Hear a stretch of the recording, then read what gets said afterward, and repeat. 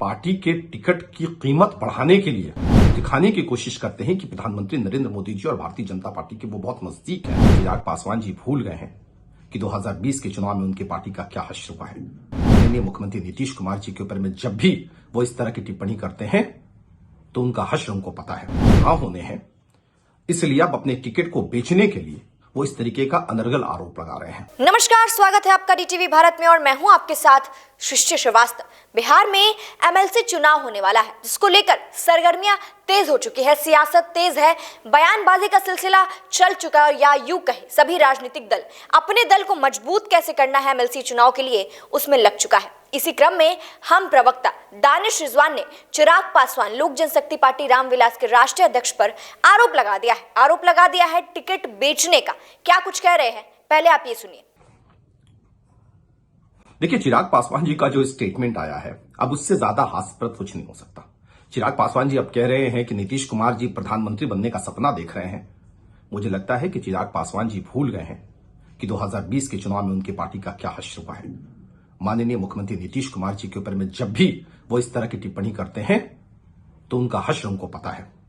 देखिए, अब चूंकि विधान परिषद का चुनाव आना है तो अपने पार्टी के टिकट की कीमत बढ़ाने के लिए चिराग पासवान जी ये दिखाने की कोशिश करते हैं कि प्रधानमंत्री नरेंद्र मोदी जी और भारतीय जनता पार्टी के वो बहुत नजदीक है। इसलिए इस तरीके का अनाप शनाप बयान देते हैं। चूंकि अब बिहार में स्थानीय निकाय से विधान परिषद के चुनाव होने हैं, इसलिए अब अपने टिकट को बेचने के लिए वो इस तरीके का अनर्गल आरोप लगा रहे हैं। लेकिन चिराग पासवान जी को पता है कि 2020 के विधानसभा चुनाव में क्या हुआ था और किस तरीके से जो उन्होंने टिकट बेचा था। तो जो टिकट खरीदने वाले लोग हैं आज कहां हैं, और विधान परिषद में अब टिकट खरीदार उनको नहीं मिलेगा। तो सुना आपने क्या कुछ कहना है दानिश रिजवान का। यहाँ पर दानिश रिजवान ने करीबन 2 आरोप लगाए।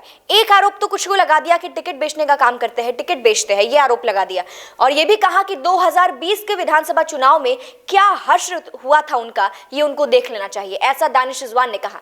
और यदि दूसरा आरोप की बात करें या यूं कहे एक बयान की बात करें, तंज कसने की बात करें, तो वो दानिश रिजवान ने यहाँ पर कहा है कि चिराग पासवान खुद को बीजेपी के करीब दिखाने की कोशिश करते हैं, भारतीय जनता पार्टी के और प्रधानमंत्री नरेंद्र मोदी के करीब दिखाने की बात करते हैं। क्योंकि देखिए, यहाँ पर दानिश रिजवान ने एक और बात कही है, शुरू में कही है कि जिस तरीके से चिराग पासवान ने एक बयान दे दिया है कि नीतीश कुमार प्रधानमंत्री बनने का सपना देख रहे हैं, उस पर जो दानिश रिजवान है उन्होंने तंज कसा है कि वो अपने आप को करीब दिखाने की कोशिश करते हैं प्रधानमंत्री के। अब देखिए, बिहार में एमएलसी चुनाव होने वाला है, जिसको लेकर सभी राजनीतिक दल लगे हुए हैं कि अपनी पार्टी को मजबूत कैसे करना है। अगर राजद की बात करें तो नेता प्रतिपक्ष तेजस्वी यादव तेलंगाना भी गए थे, वहां के सीएम से मिलने के लिए, अपने राजनीतिक दल को मजबूत करने के लिए, एमएलसी चुनाव में कैसे लड़ना है, अपनी पार्टी को मजबूत कैसे करना है, उसके लिए गए थे। फिर हम की बात करें तो हम भी लगातार 2 सीटों की मांग कर रहा है, जो एमएलसी चुनाव हो रहा है उसको लेकर। और कहीं ना कहीं सवाल यही उठ रहे हैं कि एमएलसी चुनाव में बीजेपी जेडीयू साथ रहेगी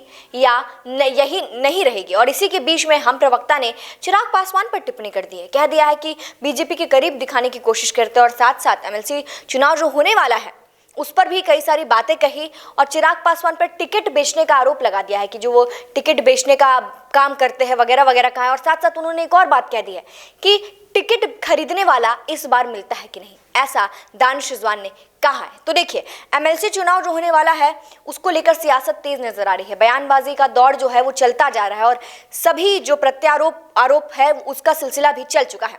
अब देखना होगा कि इस पर क्या चिराग पासवान कोई अपनी प्रतिक्रिया देते हैं, कोई जवाब देते हैं। फिलहाल इस खबर में इतना ही। इसी के साथ देखते रहिए डीटीवी भारत। धन्यवाद।